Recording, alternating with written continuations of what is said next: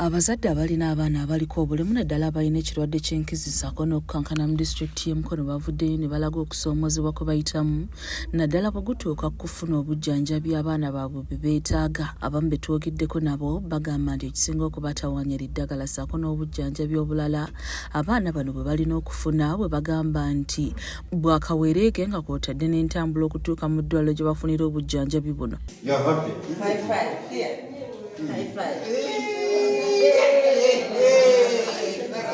Bano be bamu ku baana abalina ekizibu kino nga tubasaaza mu kifo ekibabudaabuda ku ssomero lya St. Charles Lwanga Bukeerere erisangibwa mu divisioni y'e Goma. Ababadde baleeteddwa okwekebejjebwa abakugu mu nteekateeka ewomeddwamu omutwe aba Rotary Club of Sonde n'ekitongole kya Umbrella Cerebral Palsy Network Association.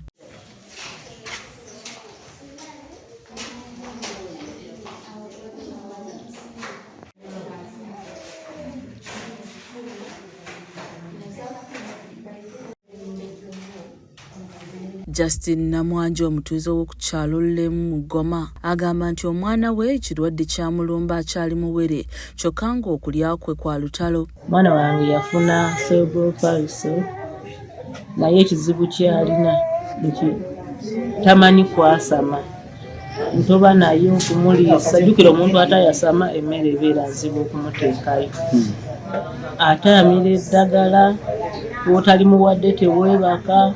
Ono omusawo amuwadde amagezi okumutwala alongoosebwe bamuteekemu oluseke wabula agamba nti ssente ezeetaagisibwa tazirina. Kati wemuleseeko wano dokita omusawo okumulabako n'aŋŋamba nti bamuteekemu akapiira wano naye akapiira akaŋŋambye ensambya ewali dokita gwansindiseeko go ge mazima ssente zaŋŋambye sizirina. Bw'atyo annyonnyodde engeri obulwadde gye bwalumbamu omwana we era n'alaajanira bazira kiso okumukwasizaako asobole okutaasa obulamu bw'omwana. Miliyoni ezebbiri mbutuufu ze baŋŋambye omutwala omuteekamu wano mbw akapiira asobole okuliira wano te baŋŋambye bwe bakamuteekamu mbw'ajja kikozesa obulamu bwe ng'otwalayo kakyusa bwe bamuteekamu akalala biri sizirina.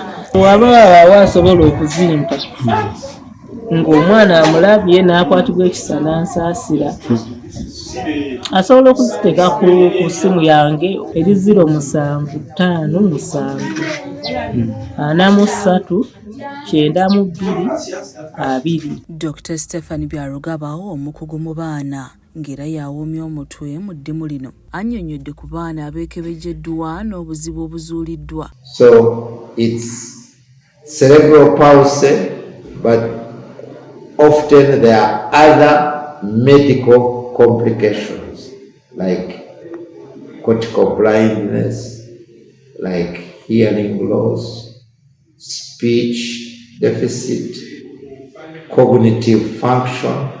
All those may be affected to different levels and depending on what type of cerebral palsy they have. Ono alaajanidde gavumenti okulaba ng'esembeza obujjanjabi bw'abaana wansi mu bitundu ssaako n'okulaba nga bafuna abasawo abakugu. Ministry of Health should deliberately come out with a program that offers services to children with cerebral palsies at different levels of health care. Koni Magomu Masaba yaliko President wa Rotary annyonnyodde ensonga lwaki bavuddeyo n'enteekateeka eno okulaba engeri gye basobola okubayambamu. Kubanga nga bwe ŋŋambye ogw'omulimu ogw'okulabirira oyo omwana kumpi guba gwa full time oba toyina abazadde bafuna emirimu gyabwe gye bakola ewala baba tebasobola kukola ki kweyongera ogikola ne babeera awaka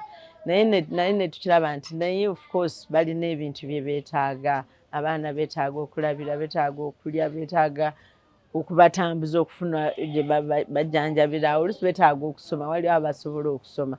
Kati ebyo byonna byetaagisa ssente. Magomu asabye abazadde abalina abaana abalina ekizibu kino okubatwala mu malwaliro wamu n'abakyala abali embuto okugenda mu malwaliro okwewala ebizibu nga bino. Bw'oba olina omwana nga yalwala nga takuze bulungi mudduse ku ddwaliro bamuleete so that bamuyamba. Abasawo balina engeri gye babayamba ne bakula ne batereeramu. Abaana abasoba mwana be bali mu nteekateeka eno nga ku luno abaana abasoba mu 15 be beekebejjeddwa. Kati dokita agenda tuyambako leero agenda kulaba abaana nga 18.